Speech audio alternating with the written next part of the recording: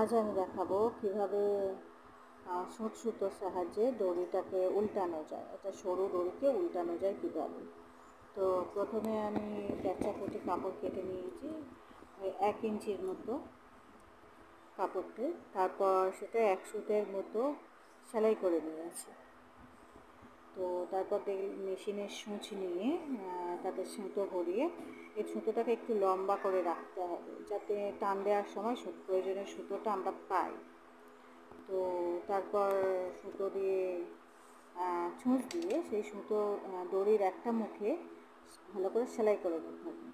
নিয়ে সূচের পিছন দিক থেকে দড়ির ভিতর দিয়ে ঢুকিয়ে অপর প্রান্তে বার করে নিতে হবে।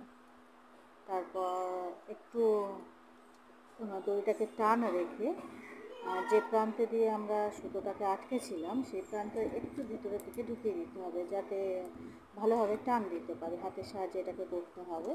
তারপর সুতোটাকে হাতের সাহায্যে পিছিয়ে টান দিয়ে ধীরে ধীরে দড়িটাকে উল্টাতে হবে। অবশ্যই এটা প্যাঁচাকুটির কাপড়টা লাগবে। সোজা কাপড় হলে এটা মাছ বরাবরই আটকে যাবে বা কিছুটা গিয়েই আটকে যাবে, হবেই না।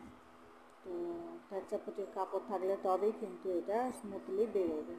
কখনো কখনো এটাতেও প্যাঁচা, কিন্তু সেটা হাতের সাহায্যে একটু ছড়িয়ে দিলে তারপর ঠিক হয়ে যায়।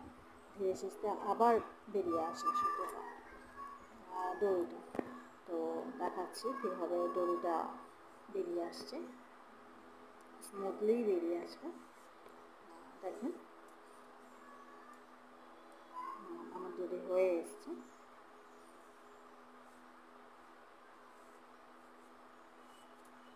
কমপ্লিট দড়ি বেরিয়ে এসছে। এবার আমি সুতোটাকে কেটে আলাদা করে দেবো। দেখেন আমি আর একটা দড়ি করে রেখেছিলাম।